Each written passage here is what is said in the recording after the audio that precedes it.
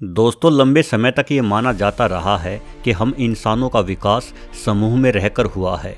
प्राचीन समय में जब हमारे पूर्वज जंगलों में शिकार किया करते थे तो भी हम अन्य जीवों की तुलना में अधिक बुद्धिमान थे और अपनी बुद्धिमानी के दम पर ही हम हाथी जैसे बड़े जीवों को भी अपने जाल में फंसाकर मार डालते थे। प्राचीन अवशेषों की खोजबीन करने वाले वैज्ञानिकों का दावा रहा है कि अपने शुरुआती दिनों में ही मनुष्यों ने गुफाओं में रहना शुरू कर दिया था, क्योंकि प्राचीन मनुष्य के अधिकतर अवशेष गुफाओं में ही पाए जाते हैं। यानी हम शिकार करते थे और एक सुरक्षित गुफा में सुरक्षित जीवन बिताते थे। किंतु वर्ष 1924 में साउथ अफ्रीका के टोंग नामक शहर में चूने पत्थर की एक खदान में एक श्रमिक द्वारा अद्भुत खोज की गई। इस खोज ने सभी वैज्ञानिकों के सोचने के नजरिए को बदल दिया। ये खोज थी एक ऑस्ट्रेलोपिथेकस बच्चे की खोपड़ी का जीवाश्म। ऑस्ट्रेलोपिथेकस हम मनुष्यों के पूर्वज थे जो तकरीबन 20 लाख साल पहले तक जंगलों में अपना जीवन जीते थे। टोंग में मिली इस खोपड़ी को आज हम टोंग बच्चे के नाम से जानते हैं। ये खोपड़ी इंसानों के एवोल्यूशन के बारे में दोबारा से सोचने को मजबूर करती है। दरअसल उस बच्चे की खोपड़ी के आंख वाले हिस्से में एक छोटा किंतु काफ़ी गहरा छेद था। साथ ही खोपड़ी के ऊपर वाले हिस्से पर खरोंचों के निशान थे और ये खोपड़ी कई जगहों से टूटी हुई भी थी। यानी ये बच्चा किसी शिकारी जीव का शिकार बना था। यानी उस जमाने में हम मनुष्यों के पूर्वज गुफाओं में सुरक्षित जीवन नहीं जीते थे और ना ही हम कुशल शिकारी थे। हम तो खुद शिकारी जीवों के शिकार हुआ करते थे।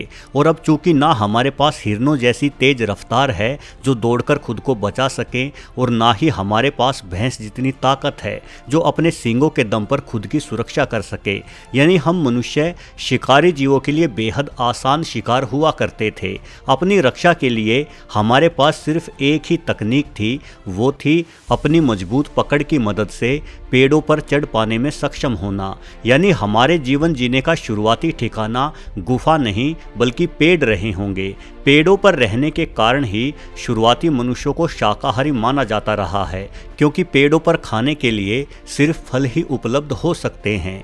लेकिन पेड़ पर रहने से भी सुरक्षा की गारंटी नहीं हो सकती। 1970 में जीवाश्म वैज्ञानिक C.K. ब्रेन ने अफ्रीका की विभिन्न गुफाओं में बड़े पैमाने पर खोजबीन की। उनके अनुसार प्राचीन मनुष्यों की हड्डियों के अधिकतर अवशेष गुफाओं और ऊंची पहाड़ियों या अन्य छुपी हुई जगहों पर मिलने का एक विशेष कारण है। चूँकि हम पेड़ों पर रहा करते थे, इसलिए हमारा शिकार तेंदुए और चीते जैसे जीवों द्वारा किया जाता था, क्योंकि एक तेंदुआ पेड़ पर चढ़ने में बड़ा माहिर होता है। आज भी तेंदुआ अपने शिकार को पेड़ पर लेकर चढ़ जाता है ताकि कोई शेर या लकड़बग्गा उसके शिकार को ना छीन पाए। तेंदुए जैसे शिकारी जीव हमेशा अपने शिकार का मुलायम मांस ही खाना पसंद करते हैं। बाकी के बचे खुचे मांस को वो कहीं पहाड़ी या गुफा जैसी जगहों पर छुपाने की कोशिश करते हैं ताकि शिकार ना मिलने की स्थिति में उस बचे हुए मांस को खाया जा सके। प्राचीन मनुष्यों की खोपड़ी पर पाए गए अधिकतर निशान भी किसी चीते और तेंदुए के कैनाइन दांतों से ही मिलते हैं। यानी उस जमाने में हम चीतों और तेंदुओं का प्रमुख शिकार हुआ करते थे। वर्ष 2006 में सूडान की एक ऊंची पहाड़ी पर एक छोटे बच्चे का कंकाल मिला। इस मानव कंकाल पर बहुत सारे छोटे छोटे छेदों के निशान थे। ऐसे निशान किसी पक्षी की चोंच से ही बन सकते हैं। मानव बच्चे के कंकाल के साथ ही यहाँ एक बड़े पक्षी के अंडों के अवशेषों को भी प्राप्त किया गया, जिससे आसानी से समझा जा सकता है कि यहाँ किसी पक्षी का घोंसला रहा होगा। यानी उस जमाने में हम इतने आसान शिकार थे कि हमें बड़े पक्षी भी मार डालते थे। दोस्तों, हमारा विकास बेहद ही खून खराबे के साथ हुआ है। हमारे पास एक तेंदुए का सामना करने के लिए कुदरत ने कोई हथियार नहीं दिए। चूँकि हम बेहद आसान शिकार थे, इस वजह से हमारी संख्या बेहद ही सीमित रही होगी। इसलिए हमने एक साथ झुंड बनाकर रहना शुरू किया, क्योंकि एक झुंड में रहकर ही हम एक दूसरे को बचा सकते थे। मिलजुल कर रहने के कारण और हमेशा मुश्किल परिस्थितियों से घिरे रहने के कारण ही हमारा बौद्धिक विकास भी अधिक तेजी से हुआ। हम दो पैरों पर चल सकते थे, इसलिए हमारे हाथ फ्री थे और हमारे हाथों की पकड़ भी बहुत अच्छी थी। इन्हीं हाथों की मदद से हम हर वस्तु को उठाकर ज़्यादा बेहतर तरीके से समझने लगे और हमने पेड़ की टहनियों और पत्थरों को हथियारों के रूप में इस्तेमाल करना सीख लिया। इन हथियारों के दम पर हमारा विकास तेजी से हुआ। हथियारों की खोज करने के बाद हम आसान शिकार नहीं रहे, इसलिए हमारी संख्या तेजी से बढ़ने लगी। बढ़ती संख्या के दम पर हमने हर तरफ फैलना शुरू कर दिया। हमने पेड़ों से उतरकर जमीन पर चलना शुरू किया। पेड़ों के फल हमारी बढ़ती आबादी की भूख मिटाने के लिए काफ़ी नहीं थे, इसलिए कभी शिकार रहे हम मनुष्य अपने हथियारों के दम पर अब खुद ही शिकारी बन गए और मांस खाने लगे। शिकार करने के लिए अधिक बुद्धिमत्ता की आवश्यकता होती है। हर शिकार अलग तरह की चुनौतियां पेश करता है। मनुष्य में उत्पन्न बोलने की क्षमता के कारण हम सिर्फ प्रतिक्रिया ना करके आपस में मिलकर एक योजना बना सकते थे और उस योजना के अनुसार अन्य जीवों को फंसाकर मार सकते थे। बीतते वक्त के साथ हमने आग पर काबू पाना सीख लिया। आग का इस्तेमाल सीखना हमारी पहली सबसे महत्वपूर्ण खोज थी। हमने आग का इस्तेमाल सिर्फ भोजन पकाने के लिए ही नहीं किया, बल्कि आग की इस खोज की वजह से हमने धातुओं को पिघलाना और उन धातुओं को हथियारों के रूप में विकसित करना भी सीख लिया।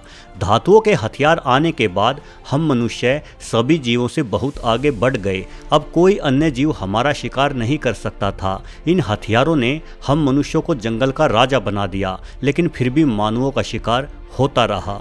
दरअसल अब मानव ही मानव का शिकार करने लगा था। वर्ष 2016 में प्रकाशित हुई एक स्टडी के मुताबिक बेल्जियम के एक गुफा में निएंडरथल मानवों की जो हड्डियां मिली हैं, उनसे साफ पता चलता है कि इस इलाके में मनुष्य ही मनुष्यों का शिकार करते थे। यहाँ मिली हड्डियाँ करीब 15,000 साल ही पुरानी हैं। जब इन हड्डियों की बारीकी से जाँच की गई तो इन पर इंसानी दांतों की ही खरोंचें मिली हैं। मतलब यहाँ आदमखोर मनुष्यों का राज था, जो ना सिर्फ एक दूसरे का शिकार करते बल्कि एक दूसरे का मांस भी खाते थे। निएंडरथल हम मनुष्यों से बेहद अधिक मिलती जुलती प्रजाति थी। माना जाता है कि इस प्रजाति ने भी हथियारों का इस्तेमाल सीख लिया था और इनके साथ हमारा कड़ा संघर्ष होता रहता था। बेल्जियम की गुफा में मिली इन हड्डियों पर बेहद धारदार हथियारों के निशान हैं, जिससे स्पष्ट होता है कि इन मनुष्यों को किसी मानव निर्मित हथियार से ही मारा गया था। यहाँ 1 दर्जन से ज़्यादा निएंडरथल मानवों की हड्डियां मिली हैं, जिससे यह अंदाजा लगाया गया कि किसी बड़े समूह ने किसी अन्य छोटे समूह पर मिलकर हमला किया होगा और एक साथ बड़े पैमाने पर कत्ले आम मचाया होगा। सबसे हैरान कर देने वाली जो बात इन हड्डियों में देखने को मिली वो ये थी कि यहाँ के मनुष्य दूसरे मनुष्यों को मारकर उनकी हड्डियों का इस्तेमाल औजारों के रूप में भी करते थे। यहाँ ऐसी इंसानी खोपड़ियाँ मिली है जिन्हें पानी आदि रखने के लिए किसी बर्तन की तरह ही तराशा गया है। कैनिबलिज्म यानी इंसानों द्वारा अपनी ही नस्ल के जीवों को मारकर खा जाना एक ऐसा विषय है जो हम इंसानों के विकास का बेहद ही भयानक पहलू हमारे सामने लाता है। इस पहलू पर हम चाहकर भी यकीन नहीं करना चाहते, किंतु इसमें कोई शक नहीं है कि हम इंसान धरती के सबसे हिंसक जीव है। शायद हिंसकता इस धरती का सबसे क्रूर और सबसे अटल नियम है। जिस किसी भी जीव के हाथ हथियारों की ताकत होगी वो ऐसे ही हिंसक हो जाएंगे। जैसे जैसे हमारे पास हथियार बढ़े हैं वैसे वैसे ही हमारी हिंसकता भी बढ़ी है। हमने हजारों सालों तक धातुओं के हथियारों के साथ लड़ाइयाँ लड़ी और जैसे ही हमने बारूदी हथियार बनाए तो हमने विश्व युद्ध लड़े। वास्तव में बढ़ती ताकत के कारण इंसानों के भीतर घमंड और राज करने की प्रवृत्ति भी बढ़ती रही, जिस कारण हम लगातार हिंसक होते रहे। वीडियो देखने के लिए आपका बहुत बहुत धन्यवाद।